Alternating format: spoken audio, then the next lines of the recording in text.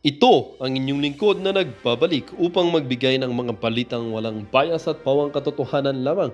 Ito ang Bayang Pinas.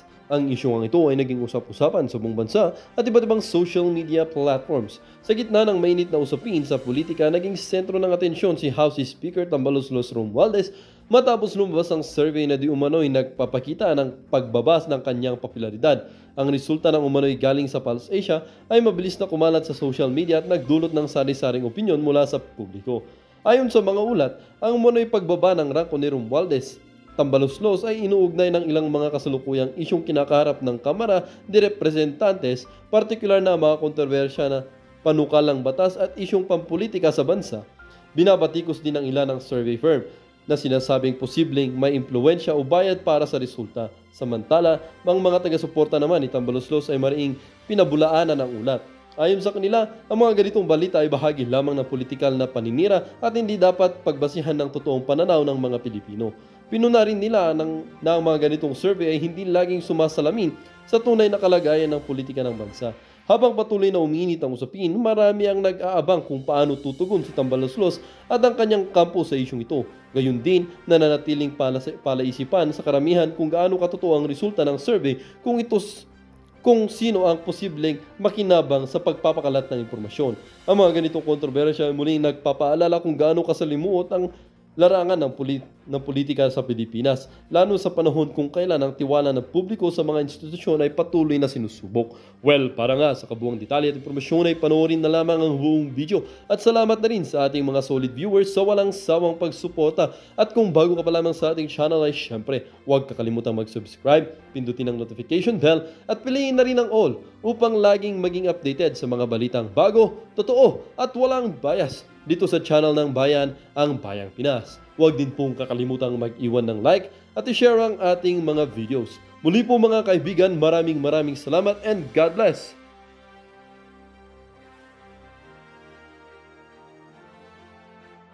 Natin dito. Ha? Ang pinaka-latest na survey, senatorial survey ng Pulse Asia. Nakananto ko kayo dyan sa Pulse Asia, mga walang hiha kayo. Kitang-kita nyo naman na napakalakas sa social media, napakalakas sa kalsada ng mga kandidato na sinusuportahan ni Tatay Digong. Mantakin nyo yun mga kababayan, Senator Bato de la Rosa, incumbent to yan. Ilinagay ho nila sa pang 12 o pang 14 na pesto. Ano kayo, mga ano talaga, mga walang hiya kayo, gano'n? Tapos si Senator Christopher Bongo na nag-top 2 at saka top 3, ilalagay ho nila sa pang-6 at pang-9 na pwesto. Oh, hindi naman nalata. Tingnan niyo na lang ho ito mga kababayan, ha?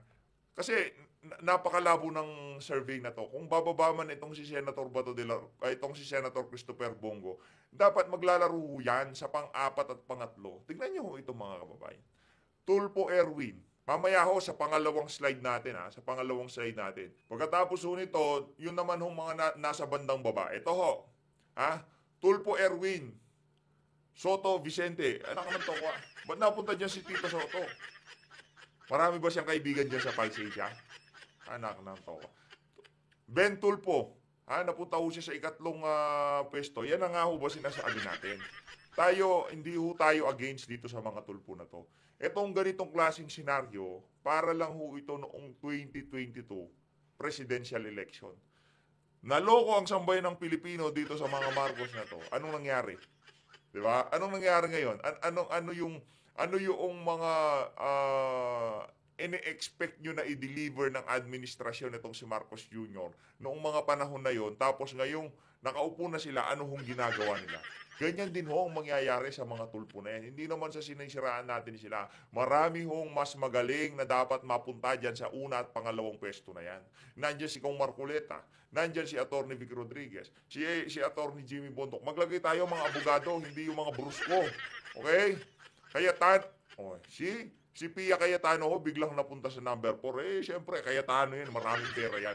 Ito pa ho ang isa na to, Bong Revilla. Ito, magsasurvey ho tayo mamaya. Kung kayo papipiliin, kung naka 11 na kayo na kandidato, meron na lang kayong isang pagpipilian. Congressman Rodante Marcoleta o itong si Bong Revilla. Hindi na ho yun mga kababayan. Bong Revilla o Attorney Vic Rodriguez. Kasi nagkakalokohan na ho dito sa mga inaasahan ho natin sa mga susunod na survey na maglalabasan, talagang yung mga kandidato nitong si dating Pangulong Rodrigo Duterte, unti-unti ho nilang ilalagay sa ulihan. Sumunod ho si Ping Lacson, anak ng Dowa. Doon pa lang ho nila ipinasok itong si Senator Christopher Bongo. Si Manny Pacquiao, ano na? Kayo dyan sa Pulse Asia, talaga bang ganyan na lang ang gusto nyo mangyari sa Pilipinas? Ganyan na lang ho ba talaga? Saan ho ba kayo nag-survey? Sa opisina nyo? Sinong tinanong nyo?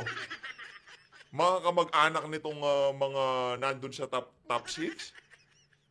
Mga walang iya kayo, oo. O, sumunod daw si Manny Pacquiao. O, tapos, wala na talaga atang pag-asa itong bansa na to. Lito Lapid, seryoso. Alam nyo ho ba na senador ngayon ang si Lito Lapid? Alam nyo ho ba? Baka akala nyo tumatakbo siya ulit ha. Baka akala nyo hindi siya senador ngayon. Incumbent ho yan. Hindi lang halata kasi di natin siya nakikita. Di nagsasalita kasi wala namang alam. Oh, ito si Imelda. Oh, Maria Imelda Marcos. Ngayon ho, pasok na itong si Senator Amy. Palakpakan natin, anak ng Tokwa.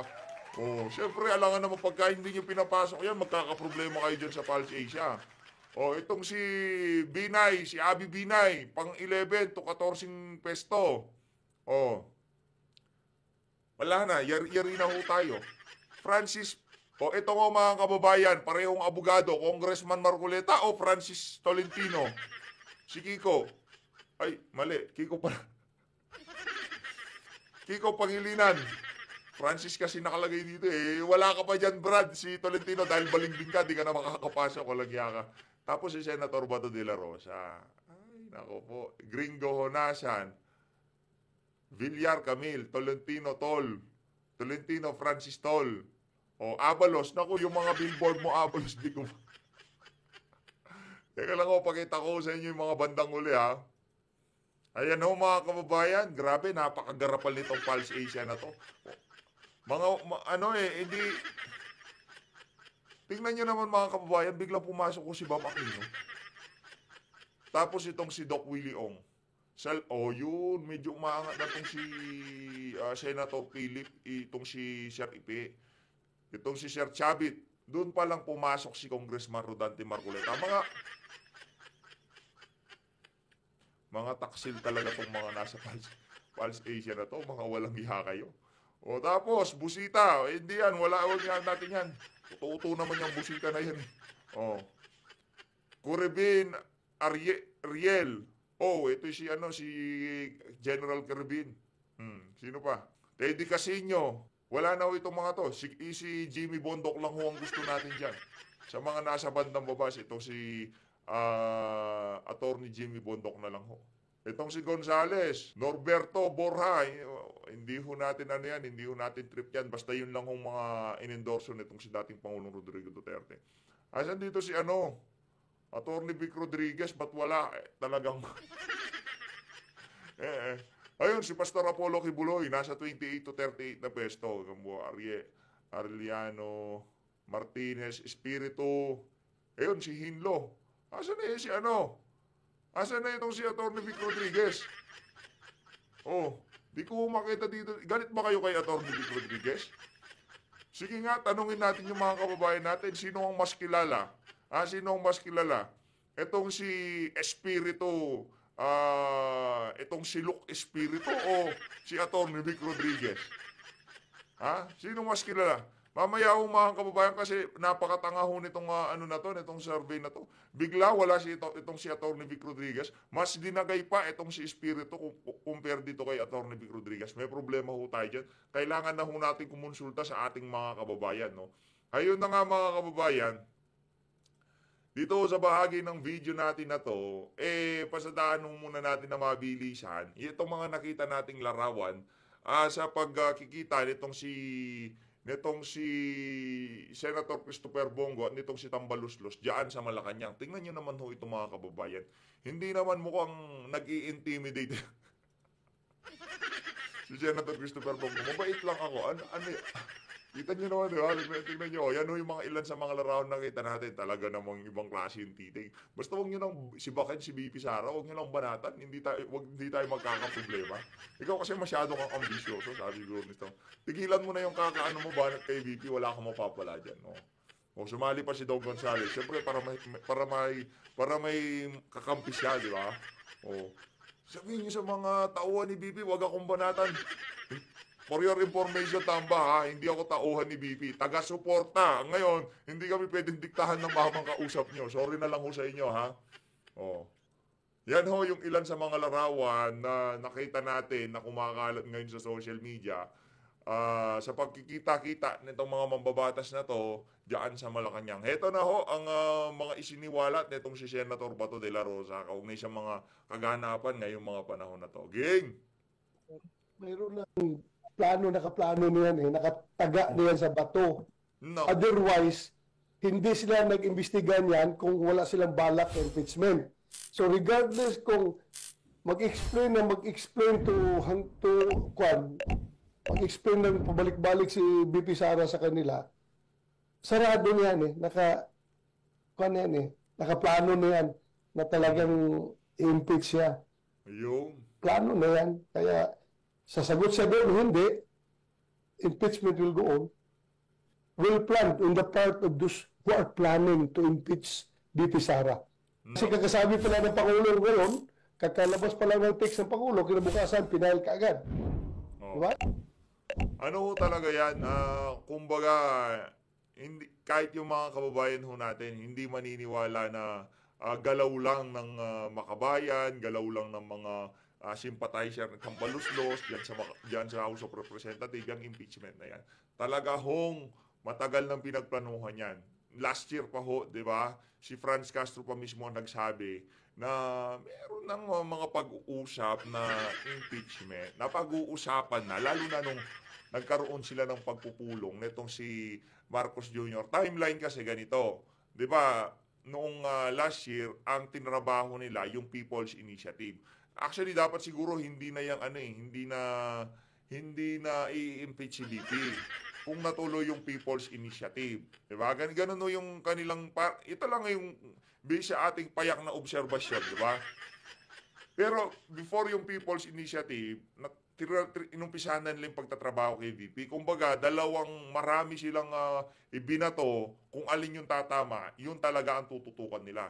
Kaso nung pag-umpisa ho nila, magkaparehas na buwan, December, di ba, magbe-break sila. Habang naka-break sila, binabanatan nila yung People's Initiative. Ngayon, pagpasok ng 2024, marami hong nag-iyakan dyan sa People's Initiative na yan. Mga iba't ibang religious group, mga senador, mga congressman, ayaw ho nila yung People's Initiative. Kasi panluloko ho yung ginawa ho nila eh. Yung pinapapirma nila yung mga tao, binibigyan nila ng tag-100. Itong mga tauhan, itong mga walang yang leader dyan sa House of Representatives. Yun ang ginawa nila. Ngayon, nung barado na yung People's Initiative, pero tuloy-tuloy pa rin huyat daw ngayon yan, mapahanggang sa ngayong mga panahon na to. Doon ho nila tinutukan noong mag-uumpisa na ho yung budget, ha? Inuunti-unti na ho nila yung confidential fund itong si Vice President Sara Duterte. Mantakin nyo, pag-uusapan ng budget ng OVP for 2025, pero ang tinatalakay nila, yung confidential fund niya noong 2022 at 2023. Ganun, 2023, yung confidential fund niya ng 2023, ganun ho sila kawalang hiya. Ganun ho sila kawalang hiya sa House of Representatives. Kaya talagang well-planned yan, well-orchestrated, ika nga. Ngayon naman mga kababayan, maraming nabitin dito sa saganang mamamayan kahapon. Eto, rekta na ho tayo dito. Eto, tuloy ho natin ang nangyaring talakayan kahapon dyan sa saganang mamamayan. Gang. Kahapon, nasabi nyo ay dapat isang impeachment complaint lang kada taon. Paano kung may nag-file ng, di ba, may nauna na? Oo. Tapos may pangalawa. At meron pa yatang pangatlong magpapile. Ano ang mangyayari kapag may mga iba't ibang mga complaint? Pwede bang pagsamasamahin ito sa isang complaint lang? Kasi may palagay akong baka umabot ng 20 yung impeachment complaints na yan eh. 20? Grabe naman ko. Kasi puro sarsuela na ito eh. Ganun ba? Kasi, Nabigla naman ako lahat ng pasensya na po kayo kung bakit namin nagagamit yung salitang sarsuela. Parang ang gusto po nilang palitawin, ito pong mga magigiting ko pong mga kasama sa House of Representatives, na marami pong sektor ang maaring nagtataguyod. Gusto po siguro nilang palitawin na maraming grupo o sektor ng ating lipunan ang gustong sumama diyan sa issue ng impeachment laban sa ating pangalawang Pangulo. So yun ang gusto Kasi, nila ipinta sa Kaya lang naman, kaya ko lang naman nasasabi ito, Jen, Opo. sapagkat alam naman nila. Ewan ko lang, baka naman nakalimutan na nila, Jen. Opo. Kasi maaaring sabihin nila, o yung tuntunin naman para sa isang impeachment sa loob ng isang taon ay napagtitibay lang sa sandaling merong isa na ating napagtibay na makaklasify na nag-initiate na. Kasi yung pinag-uusapan dito yung initiate, yung mag-i-initiate ng impeachment. Opo. Hindi yung filing eh. Okay. Yung operative board kasi, hindi yung filing, kundi but initiation of an impeachment complaint. Okay, opo. So yung pag-initiate ng impeachment complaint ay nagagawa lamang ay kapag yun ay mismong nai-refer na sa isang komite.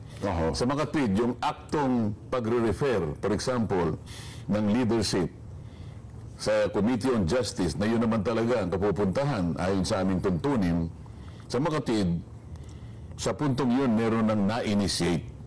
At bawal na mula doon sa pagkakataong nakapag-initiate ka na ng isang impeachment complaint, bawal na ang pangalawa, ang pangatlo, hanggang pang-20. Technically, bawal na So ngayon, hindi pa, kasi wala pang masasabing may na-initiate na sapagkat wala pa akong alam na na-refer. Tama kayo. Sa Justice Parang Committee. tinanggap lang lahat ng ano sa Ang palilitawin lang siguro nila ngayon, kaya ini-encourage ang maraming grupo na mag-file kayo ng maraming complaints, impeachment complaints, para mapalitaw natin na marami talaga ang may gusto na tanggalin ang ating pangalawang Pangulong. Para kumbaga magkaroon yun ng dating sa ating mga kababayan na iba't ibang kung hindi man nila makuha doon sa bigat o doon sa sustansya, doon sa impeachment na kanilang hinahahain, ipakita na lang nila, naku po, napakarami naghahain dito, ibang klase pala. Baka may kasalanan talaga, di ba mga Pilipino? Baka talagang may linabag. Di ba? Ganun sila eh. Hindi na yung iba kasi marami na, aminin na natin, maraming gullible na mga Pilipino. Pagka yung mga bandwagonist kung tawagin, pagka nakita nila, daming baka talagang may problema. Di ba? Tignan nyo naman. Anong common denominator ng mga nagpapile? Umawak lahat sila ng plaka, tapos pinicturan nila. Di ba? Sa susunod na video natin, pakita ko sa inyo yun. Ay, yun ay sa pantaha ko, sapagkat kung talagang nakinig lang kasi sila din, babalik na naman tayo doon sa unang isyong pinagtatalunan natin eh. Opo. Ang Pangulo ng Republika ng Pilipinas ang nagbigay ng kanyang saloobin. Jen, hindi karaniwang tao ito, Jen, ha? Ayaw po naman.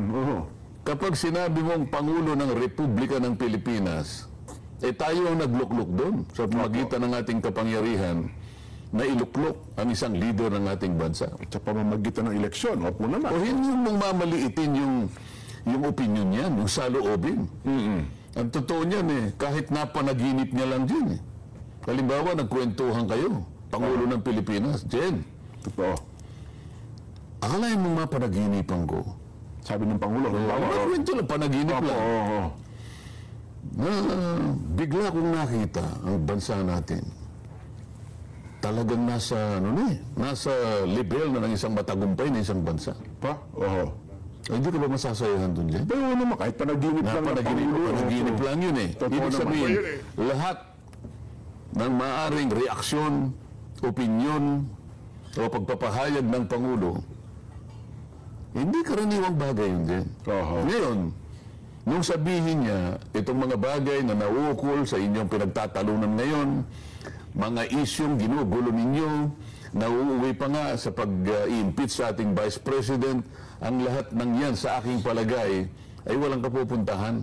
Sapagkat yan ay makakapag-aabala lang sa inyo eh. Sa dalawang kapulunan. At hindi magko-contribute ng kahit anong pagtatagumpay at kabuluhan sa isang buhay ng isang Pilipino. At sa akin palagay, yan ay isang bagyo na nasa isang tasang kape. Isip-isipin mo yun din. Storm in a teapot. Opo. Ngayon, kung kami sa House of Representatives, matibay ang ating pagpapahalaga sa ating leader. Ito nga, gumawa silang manifesto eh. Opo, kahapon tinatalakay na natin yan, Kong. Ito babasahin ko itong para nga sa kapakanan ng ating mga kababayan, itinagalog pa ninyo. Isip-isipin Ipinaliwat na po namin sa Tagalog, Kong, para higit na kapakinabangan ng ating bayan. Tama naman ito eh. Opo. Isang deklarasyon ng pagkakaisa, katapatan at paninindigan para sa pagtatanggol sa bayan. Nakita mo na yan. Napakagandang subject matter dyan. Ay, opo naman. Nag-declare ng pagkakaisa. Sino ba yung lalaban sa pagkakaisa dyan? Ba, wala matinong isip na lalaban dyan, Kong. Pag hindi matinong isip mo, lalabanan mo yan, Kong. Kapag ba yung pahayag ng Pangulo sa magitan ng kanyang opinyon ay hindi mo man lang binigyan ng pansin, ipinagkibit balikat mo lang. Hindi man lang kayo nagpulong para pag-usapan yung dapat natin gawin kung paano natin aaksyonan yung opinyon na yun ng Pangulo. Diyan, tandaan natin, yun po ay opinyon, pagpapahayag ng ating leader. Hindi po nanggaling sa isang karpintero. Hindi po nanggaling sa mangilis. Kung sino man. Kung sino man. O sa tindera sa palengke. Hindi sa pagmamaliit po ng mga opisyo sa ating bansa. Ang gusto lang po nating i-dramatize at bigyan po ng emphasis. Ito po ay pagpapahayag ng Pangulo ng Republika. Kung kayo Yun kasi yun eh. Hindi naman ordinaryong serbitero. Wala kang problema sa trabaho mo. Pero yung sinasabi ni Kong Dante, pagka sinabi yan ng presidente, dapat bigyan mo ng konting yan. Pagtuunan mo ng pansin yan, ika nga. Hindi natin madadaan sa manifesto yan. Di ba?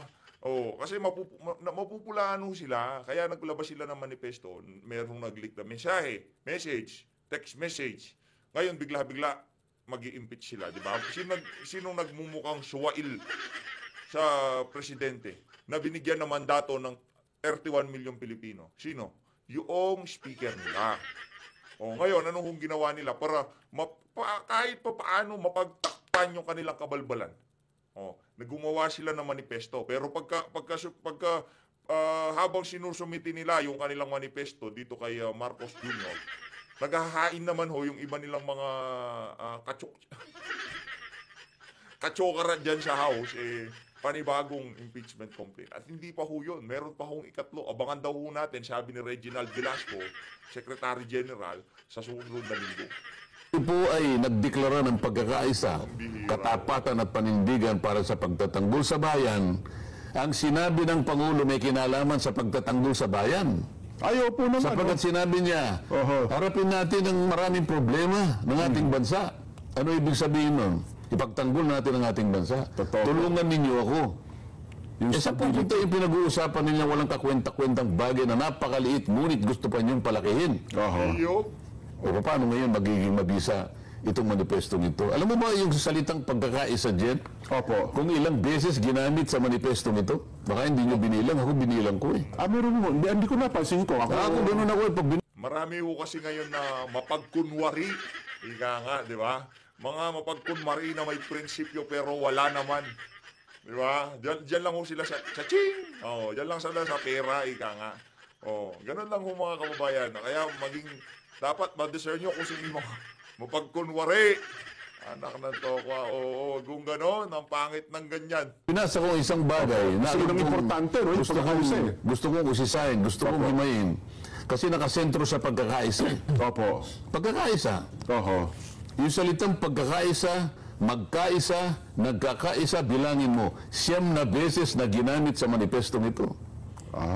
Sa akin palagay din, sapagkat ipinagdiinan nila, inulit-ulit nila ang pagkakaisa. Palagay ko dapat isinabuhay nila ito. Baka nasa puso nila yun. Totoo. Ang tanong, naman. nasa puso mo ba ang pagkakaisa? Nawa ko, nasa puso talaga nila. Kung kung nasa puso mo, bakit naghihintay pa kayo ng 20 impeachment complaints? Sinabi na nga ng Pangulo, walang kakwenta-kwenta yung pinag-iisip ninyo. Sa salitang kanto dyan, pwede bang maglubay kayo dyan? Parang Tantanan nyo yan. Hindi pa ba kayo titigil sa inyong mga kaibangan? Parang ganun din Correct. Di ba? Nelson, masyadong wala kang kibo dyan. Meron binabasa si Sir Nelson, busy-busy. Ngayon napansin namin ni Jen kahapon, di ba? Nung kaming dalawa pa lamang, ay sinabi namin, baka hindi nila naintindihan yung pagkakaisa dahil ilang beses nga nilang ginamit yan sa manifesto ko. Ayun, 9 na beses. 9 na beses. Yes. Ibig sabihin nito, pinangangalandakan nila. Ilalaban nila ito ng pukpukan sapagkat dito nakabatay ang manifestong ito. Ang tanong, ito ba'y totoo? Ito ba'y may laman? O baka naman puro tayo salita? Madaling magsalita ng pagkakaisa.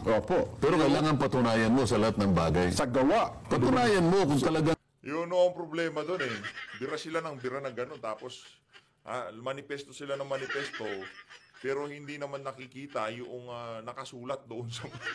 ikaw ay may pagtatanggol sa bansa mo, magsimula tayo sa pagkakaisa.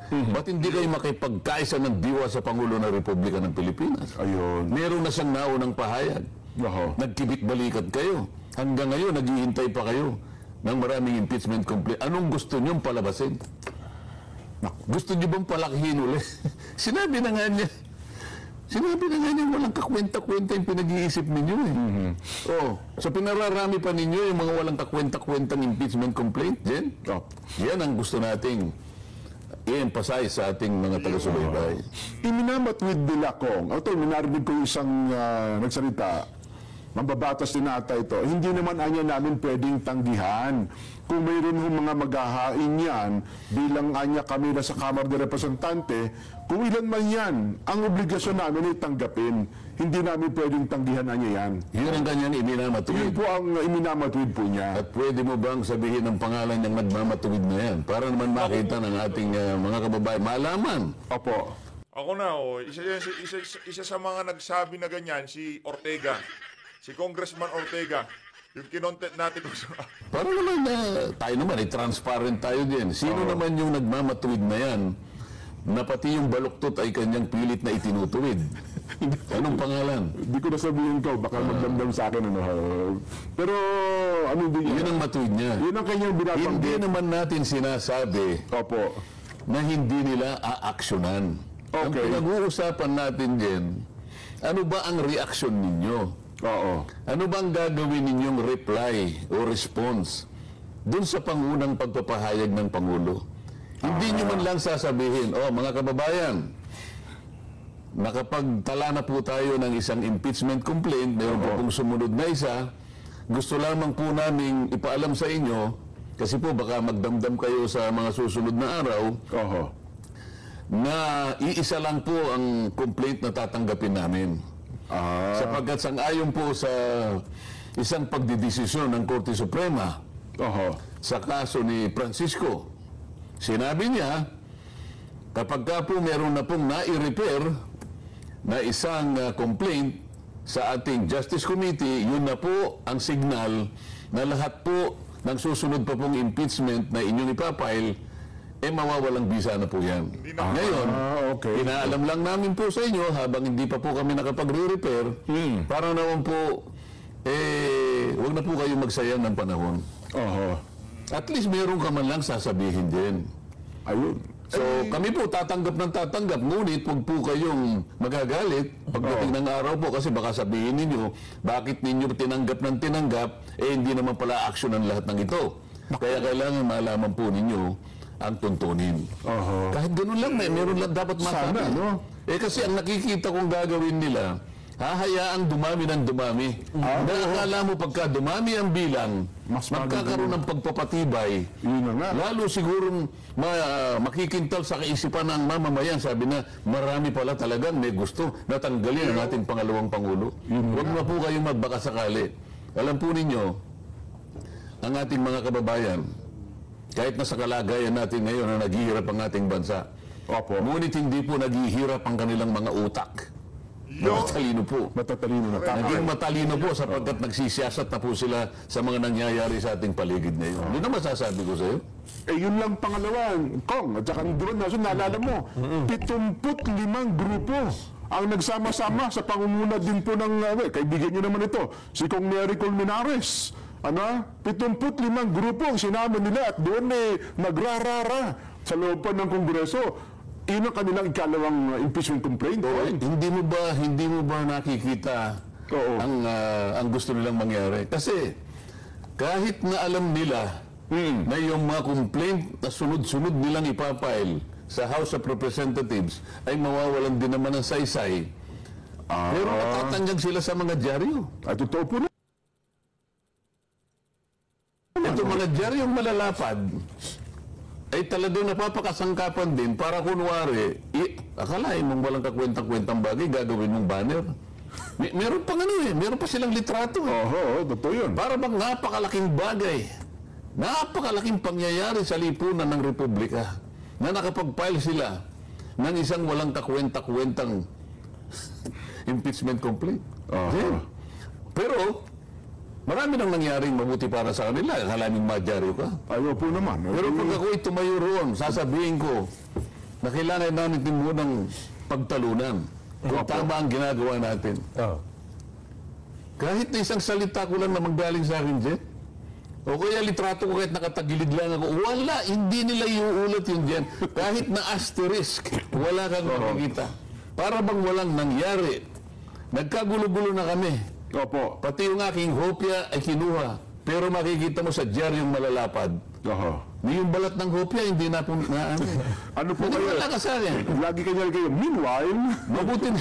samantala. Mabuti na lang mayroong social media. Ayun Sa bagay. Hindi ba kayo nagtataka sa dalawang malapad na papel? Opo. Maniwala kayo sa akin. Parang babangungutin lahat ang may-ari ng newspapers na yan kapag ang aking muka ay nilantad nila ro. O meron akong sinabi, maniwala ka sa akin, magkakasakit talaga yung mga sa takot. Kailangan masabi na natin ito. Ganun po So talagang... Ngayon, balik tayo sa pagkakaisa. Yan, yung pagkakayo, napakahalaga yan Wala ka bang sasabihin nyo sa pagkakaisa? 9 na beses na binanggit sa manifesto? Kung talagang nasa puso nila ang manifestong ito, pagtalunan natin. Kung ito'y nasa puso nila talaga. Kung totoo, Kong, ang totoo nga niyan, bukod din sa sinasabi na siyam, na ulit na binanggit yung word na pagkakaisa, meron pa nga dyan, Kong, baka napansin nyo, pag magkakaisa kami sa lahat ng pagkakataon. Ito nga yung isang salitang pagkakaisa, magkakaisa at nagkaisa, bilangin mo yan siyam. Alam mo, dahil nga ito'y napaka-importante, ang pagkakaisa. Naalala ko sa pagdalo ko sa mga pagtitipon natin May nababanggit dyan Kung pag-uusapan ay pagkakaisa, ewan ko si Nelson kung mayroong... Kung talagang ito ay nakikinig sa pagtitipon. Ako nakikinig ako dyan. Lalo na kung pinag-uusapan ay Pagkakaisa. sa ating mga pagtitipon. ating pagtitipon. Sabi niya, masdan mo ang pagkabuti at pagkaligaya ng mga magkakapatid na nagsisitahang magkakasama sa pagkakaisa. Yan, Palagay ko wala nang tatalo pa dun sa nakasulat yan yata sa banal na kasulatan dyan. Awit 133 yan, Kong. Hindi ko alam kung anong basta yun, basta yung natatandaan ko lang. Yes, Tandang-tanda ko yan din sapagkat ang pagkakaisa talaga, naandyan ang buhay ng isang bansa. Naandyan ang kapalaran ng isang bansa. Kaya dyan, wag mo bibigyan ko. Kaya nga nagdudulot. Anong kabaligtaran ng pagkakaisa? Ay, di pagkakawatak-watak. Bahagi. Pagkakabahabahan. Wala ka bang naalala sa pagtitipon natin? Kung ano naman ang diferensya ng pagkakawatak-watak, pagkakampi-kampi, Nako. at saka yung mga inggitan. Pagka ganyan May po. panibugo. Ano ba? Di ba yung inggitan, panibugo? Silusan. Wala ka natatandaan sa pagtitipon natin, Jen? Ayan ay karunungang hindi bumababa mula sa taas. Yan ang- Hindi yan ay sa Pero may sa job. pinagmulan yun eh. Kayo kanyang mga siloso. Kayo kayong may inggitin, may panibugo. Oo. Ano mapapait? Napakarami ho ngayon ng mga yan, lalo na sa politika, na hindi ho nila matanggap na yung mga kababayan natin, hindi ho sila gusto. Di ba? Diyan, sa politika, wag na ho tayo lumayo, sa politika lang ho tayo. Ang dami yung mga inggitero. Hindi ho nila matanggap, kagaya kay dito kay VP Sara, kahit anong gawin nilang paninira, hindi ho siya nawawala sa survey. Yun ho, sobrang mainggitin ng mga tao na to. Ang dami na ho nilang ginawang ibinatong paninira, mga issue dito sa ALE, pero nananatili pa rin ho siya sa panguna sa presidential survey. Itong mga tambalusos na to, dahil mga inggitero nga sila, hindi sila masali-sali, nandun lang sila sa negative 0%. Ang ginagawa ho nila, binibigyan na lang ho nila ng problema ang ALE. At kayo kanya'y nagkakampi-kampi. Opo. Huwag niyong ipagmapuri ang karunungan yan sapagkat hindi nang galing yan sa itaas. Yes.